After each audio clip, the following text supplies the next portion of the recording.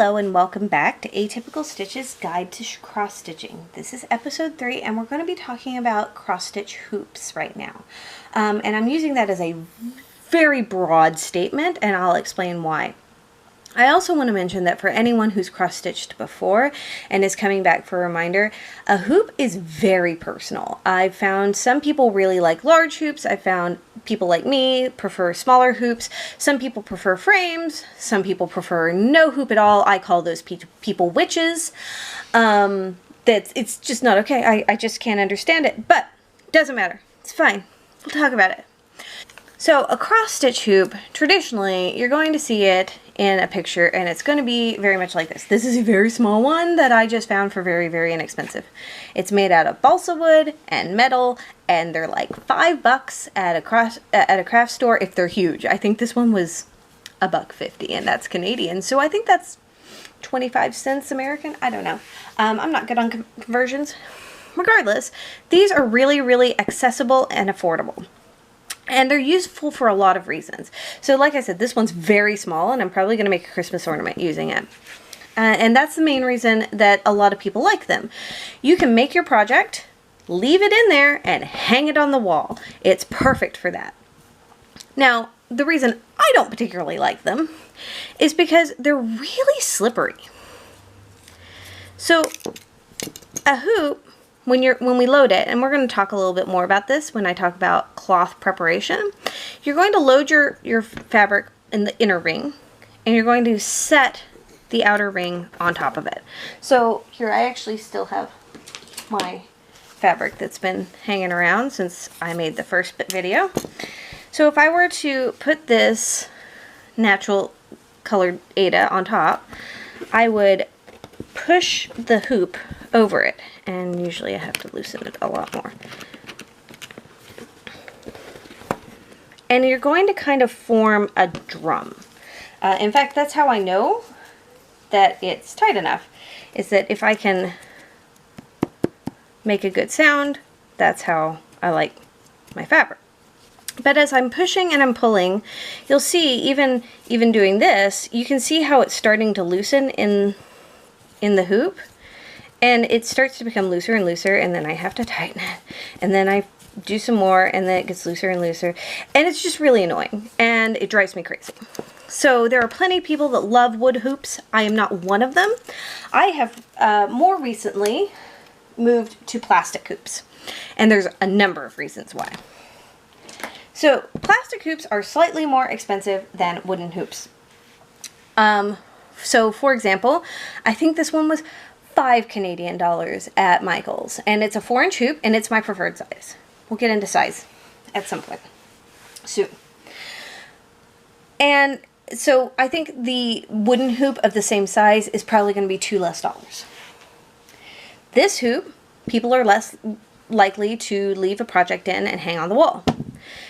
And that's one reason that people don't like them. Another reason is because it's cost prohibitive.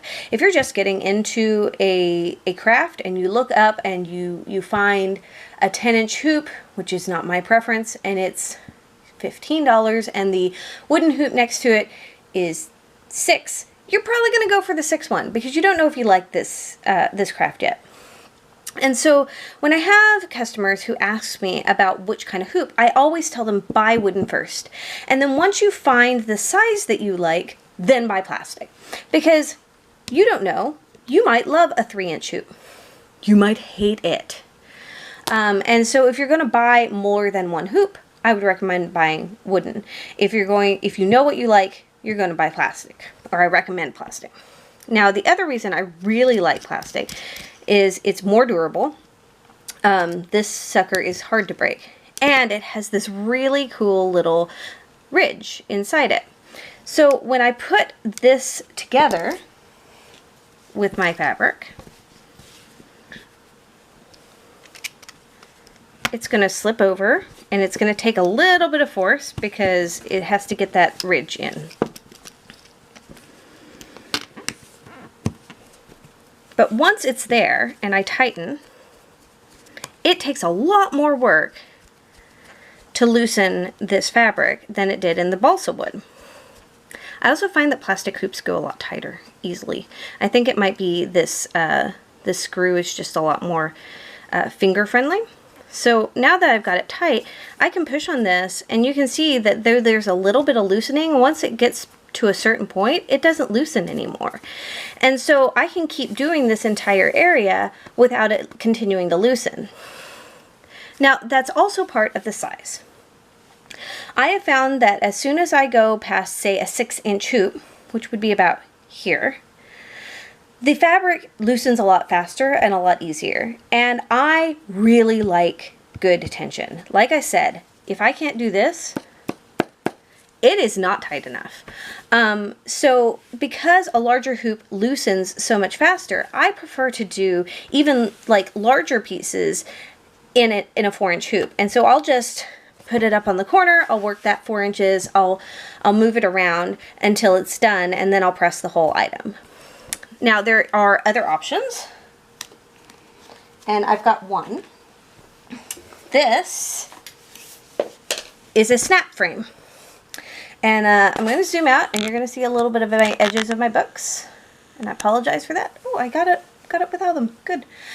So you can see that this is basically a PVC frame that has larger pieces of PVC holding the fabric on. And this particular piece that I'm working on is going to be about 30 inches long. So to do it in 4-inch bits was going to be prohibitive. It was going to take a long time. So instead, I bought a frame and I just keep tightening it. Now, there are a lot of reasons that I hate this frame, but I keep doing it because it makes a lot more sense. One thing I really don't like about it is all this extra fabric. This is all the fabric I'm not working on right now. That's a lot of fabric. I've seen recently some posts in cross-stitch groups where they have found inexpensive steering wheel covers, and they've covered their frames and just tucked all this fabric in there, and I'm trying to find one of those, but it's proving hard. But for larger projects, frames are absolutely a great way to go. There are standing wooden frames that you can purchase, and I almost got one recently, but I don't have a place to put it, so I didn't. And they basically stand up, and you can sit and cross stitch on that frame. And I found a stock picture of what that looks like. So, like, the frame is the only part of a cross stitch kit I don't send. If you order a cross stitch kit, and I've already posted a video about what's in a cross stitch kit, you'll notice hoops are not in them, and that's for a whole bunch of reasons. One, cost prohibitivity. I can't, buy a new hoop every time, because if I wanted to send a good hoop, it would cost a lot more. Two, fragility. So if I was to send one, I would choose a wooden one, and it could probably break in the mail, and that would make no one happy. Three, reusableness. If you don't use this to frame your piece on the wall, you end up with a whole bunch of cross-stitch hoops, and that's a whole bunch of extra waste, and no one wants that. And four, because they're so personal. I've known a lot of people that like 10-inch hoops, and I just don't get it. But I think that it's something that should be encouraged, and what's so great about crafting is that you can use what really works for you. And so I wanted to just kind of brush on the fact that whatever hoop works for you is what works for you. But if you're going to talk about, which ones should I start with first? I say start with a wooden one. Once you find the size that feels right to you, then I highly, highly recommend moving to a plastic hoop, because it's just going to make your life so much better, and it's going to keep your fabric tighter, and it's going to make your work less frustrating and more awesome. So next time we're going to get into some of the real colorful fun, and talk about embroidery floss and how it's used and how to keep it. So until next time, this is Jen from Atypical Stitches, and I'll see you on the flip side.